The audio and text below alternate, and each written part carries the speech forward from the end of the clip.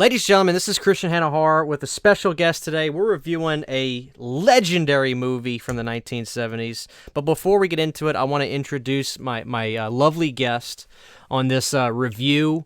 We've got the one, the only Stone Gassman. What's going on, brother? Live from New York, it's Stone Gassman. How you guys doing? Quite literally, huh? So Stone, Massacre at Central High. I watched this movie last night, and we're going to talk about this movie. First of all, when do you first see this movie, dude? Because you obviously have a history with this film. Yeah, it's very interesting because a lot of people think that this movie inspired Heathers, and there is some truth to that. In fact, the director was actually at New World Pictures when when Heathers was about to premiere, and he watched it right before it came out, and he's like, you know what? This is kind of a lot like Massacre, and he loved the movie. For the record, he loved it. Now, the way I discovered it was my Blockbuster actually had a VHS copy, but it was not a official VHS copy. It wasn't released by Gorgon Video. It was actually, you open up the tape and it was basically a bootleg tape. And this movie, it played, oh God, the visual quality was awful.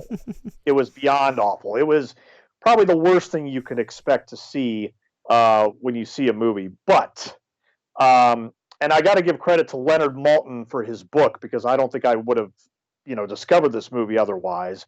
But when I watched it, I was like, wow, this is not necessarily a slasher movie, as the title suggests. Right. It's more of a Orwellian revenge picture with a great amount of influence and inspiration that would go in later films. Now, I know that somebody, one of your guys mentioned Class of '84, and I do like Class of 1984, but I never really would have made the connection between those two movies. I think they're different enough. The Heathers influence is, of course, fascinating because of the whole dance sequence at the end. Right. And I don't want to give too much away for those who haven't seen it, but there is a bomb involved. And I'm not going to say what the characters are doing or anything like that, but when I first saw it, I was like, wow, yeah, somebody was inspired. And as I said on Region Free, for the record, screenwriter Daniel Waters said that he never saw it, but that he read about it in a book, and it might have been floating around in his subconscious when he wrote Heathers. But look, I love the guy anyway. I love Heathers just as much. And the great thing is, and this is why, this is my personal favorite Blu-ray of the year. It never got an official DVD release. Right. Until now. Nor Blu-ray for that matter. Hell, the only VHS, it was released twice on VHS in the 80s, and that was it. I had to get a bootleg DVD from Europe, because René Dalder is Dutch, so I think that he's a little bit more recognizable over there. And sadly, he just passed away approximately a year ago. And I know that, believe me, when I first got that set, and you read everything in the booklet, I'm sure, what Synapse had to go through to get this film properly restored is painstaking. Insane. Yeah. Painstaking. Yeah. So Stone, when I heard you talk about this movie on Region Free, I was extremely intrigued. First of all, by the title, Massacre at Central High. Anything that has the title Massacre is just like, it's junk food to me, but this movie, I think, is anything but junk food. I actually think that this movie has a little bit more to offer than just the cellular level of a movie with the title Massacre in it. I really enjoyed this film, and like we were talking, you mentioned earlier, I had people mention to me, because a lot of people on my channel know I champion Class of 1984. I love that movie, and I can see what they mean, right? Because school, explosives, death, But Massacre at Central High, I think, is more of like a psychological film in a way.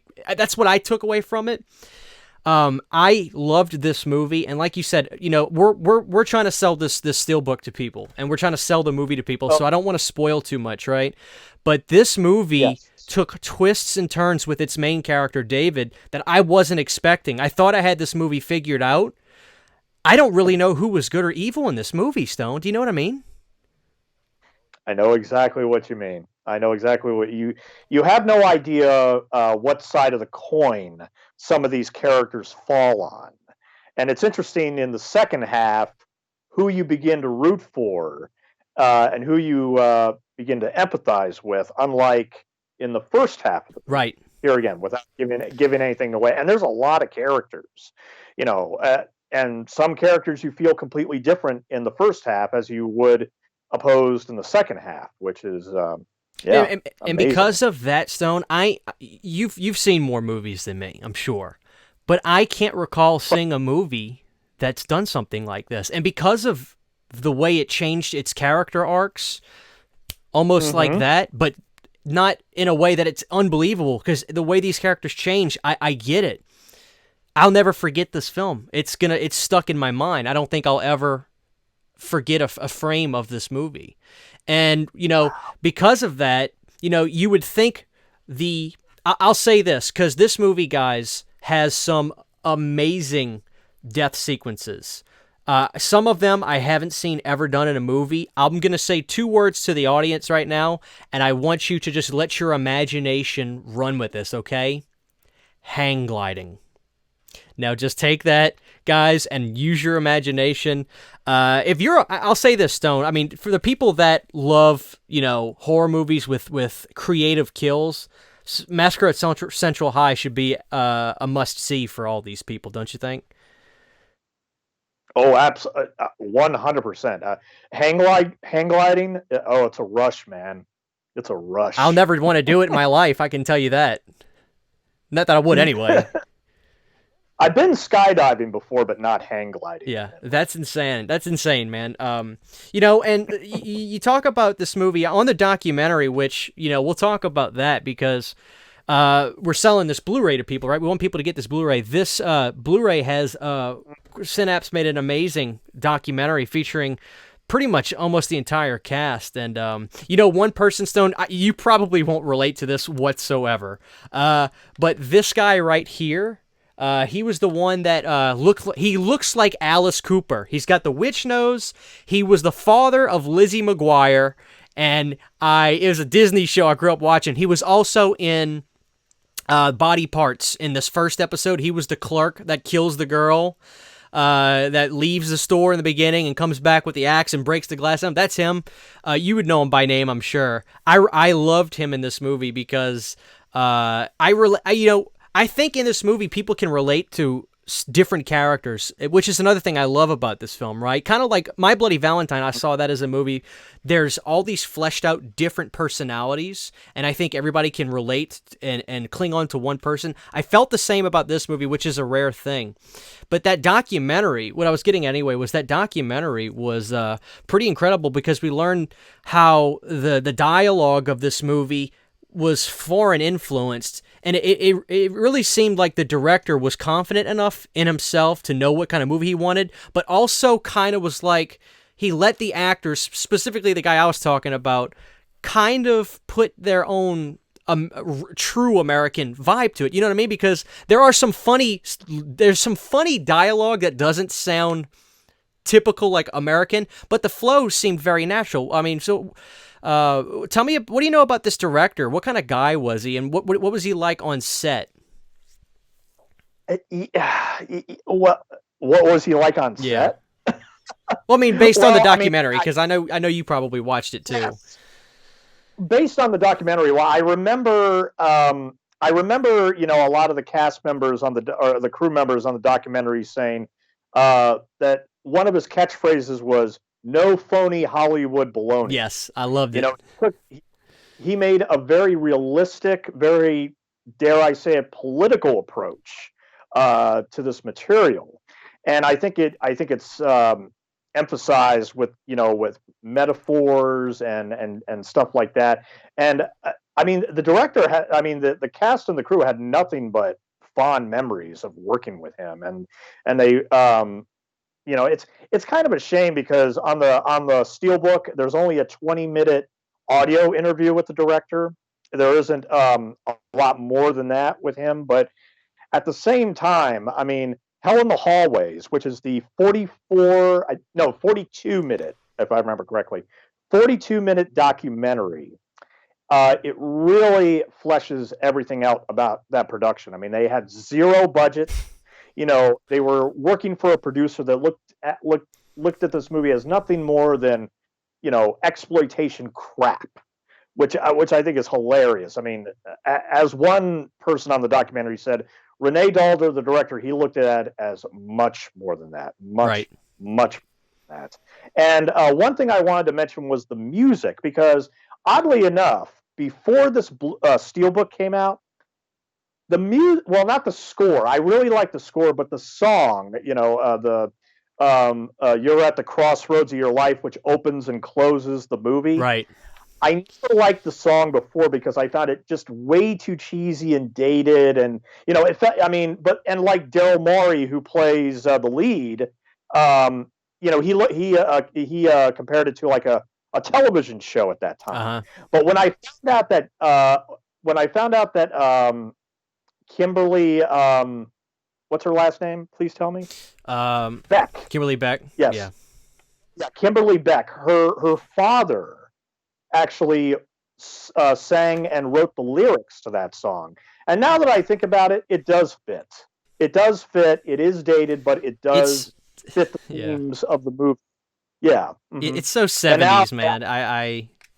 Oh, yeah. And I just love how Daryl Morey, on the documentary, he said, "Yes, I know it is very, very 70s." He knows that there's a slight. I don't want to know if I would use embarrassing, but it's. I can imagine a lot of people watching the first few seconds of the movie and cringing slightly. But the point is, you follow the lead. He's running in the beginning. And then when he arrives at the school and you realize, oh my God, there's some serious issues going on here. There's no adults anywhere. Are the kids teaching themselves? I mean, at one point there was a library scene and like all the kids are like quiet and just doing their work. And like one person asked the librarian, who's also a high school student, yeah, I'm having trouble with this problem. Oh, well, that's easy. I can help you with that. It's like, where are the teachers? And of course, that's a massive question when you got this quartet of bullies, like brutally running the school. Brutally running the school. Where are the adults? And that's one of the glaring changes I saw. Because again, going back to Class of 1984, Class of 1984 is primarily adults in the film because they're the ones dealing with the kids. But this movie has that strange. I don't know. Maybe that's why I was talking to my wife about this movie. There was like this X factor to this movie that I couldn't exactly describe of why I was so immersed in the story. And because, we're all of us, no matter what our age is, we remember that time in our life and mentally we can go right back to it, I think. And because of that and not having the adults, there was something about that. It truly transported me to feeling exactly how some of these teenage kids felt and what they were going through and the bullying, which was brutal. And I don't know, man. I think some of the actors joke. They were like, maybe it was budget because there was no adults in the movie, but I don't really know. I just don't remember. I just remember there wasn't any. But it's one of those things. Like, it's not a problem at all. It doesn't hurt the story. It was noticeable for a second, but it wasn't something I was like, this doesn't make any sense. It was just like, there's no adults really around, man. These kids seem like they're left to their own devices. And, I didn't see much police throughout the film too, which was another thing. But starting to wind down this, Stone, tell people, because I'll just say this real quick. I think Massacre at Central High is a movie every person, every horror fan must see at least once. It's a movie that is ingrained in my mind. I can remember scenes so specifically, and if you ask me in 3 months what was your favorite part of this or that, I know that I can tell you. I can remember the cars, beautiful 70 vehicles, that black van, which was so cool, the green Jeep that David drove. All the vehicles were so amazing. I think that this film will have a lasting mental impact on the viewer for a long time. Like movies like Heathers, I think it's one of those special movies that can't really truly be categorized. But Stone, tell people why they need to pick up the Synapse Blu-ray, which is would have made my top 5 for Reach and Free had I had it. Well, I think we should both emphasize also that the price tag is $45, but considering everything Synapse went through, and I mean, this took years. This took 6, 7 years Yeah. to finally come out. And like I said, for decades, this movie was in limbo. Nobody knew where it was.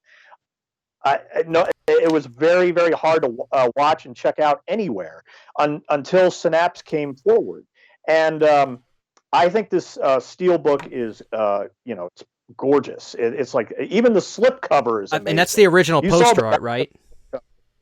That is the original poster art. In fact, when they advertised that in 1976, they called it the Grease for the big screen, and Grease hadn't even come out yet, which is kind of hilarious, But, I mean, I will never forget Kimberly Beck, the star of Friday the 13th final chapter, on the beach. I will never forget Robert Carradine, also by the beach in a tent. I will... I mean, there are images in this movie that will be burned in my brain. And I'm telling you, this may be one of the most obscure movies out there, but every fan of horror or otherwise, I absolutely agree, needs to check this out. It is much more than a slasher movie. It is certainly a hell of a lot more than an exploitation movie. Don't, one of those classic examples, don't judge a book or a movie by its title, because there is some real thought, real craft, despite zero budget. Real thought and real craft, despite zero budget, that's thrown in here that I think will blow people's minds as it did yours. Yeah. And I'm really glad that that this generation is now finally going to discover it after being in limbo for so long. It's a great movie. I mean, solid acting, unforgettable ending, black sense of humor, like you were talking about. Very, very memorable performances all around, and just it's definitely one of my favorite movies of the 1970s. Absolutely, yeah, I would highly agree with that. I would put this movie top 10, probably top 5 of the 70s for me. It's one of a kind, and I remember when we talk about the price tag, it's a steep price. This is a limited edition to 4,000 unit steelbook. When I took the jump and leap to get this, you were steadfast and you said, no, this film, this is one of those films. And I took you for heart to that.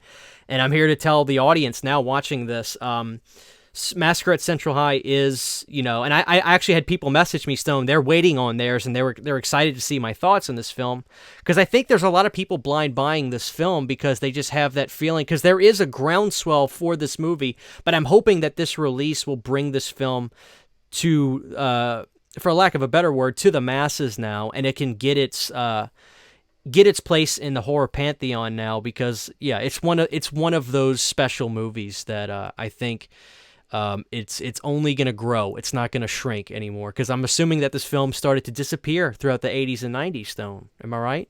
Yeah. Nobody really was talking or mentioning it. I mean, it was not a movie that it was pretty much forgotten. It was pretty much forgotten, despite the fact that in the late 70s and certainly in 1980, it got this massive critical assessment. Right. From legitimate critics who said, look, no, there is something to this movie. And let me just close by saying we should provide the link in the description for people to go to Synapse Right. to We will. order it. But that the Blu-ray transfer, I had tears It in was my amazing. eyes. That is not a joke. When I first saw it the first time, I mean, it looked god awful. One of the worst things I'd ever seen, probably in terms of picture quality. But the Blu-ray, it, I had, I was swelling up with tears, and I had seen the movie many times up until that point. I had never, I don't think I've ever had a reaction to a Blu-ray transfer like that. And yes, there is a DVD included, Yes. but I oh, that Blu-ray transfer was just out of this world. It legitimately looked almost brand new. Yeah. I just couldn't believe it. I mean, bravo, Synapse. Thank you. Synapse deserves all the love and credit in the Yeah. world. I mean, because this is a legitimately great and I think landmark I agree. release. You know, Synapse is a great company. They've put out some of my all-time favorite titles, and you know, we're not making any money by promoting this Blu-ray by any stretch, but we are promoting Synapse because they went to literal hell and back to get this done. And again, that documentary is dang near feature length, and it's just fantastic. So we'll wrap it up here, guys. Hopefully you've learned some about Massacre at Central High. I want to thank Stone for coming on this review to me for your expertise on this film. And again, guys, check it out, Massacre at Central High. This is one of those films. I can probably safely guarantee that you'll it will affect you one way or the other. You won't forget this film. That I can guarantee you. So thank you, Stone, for coming on the show. This is Christian Hanna Horror. Check out Massacre at Central High. All right, man, that was great.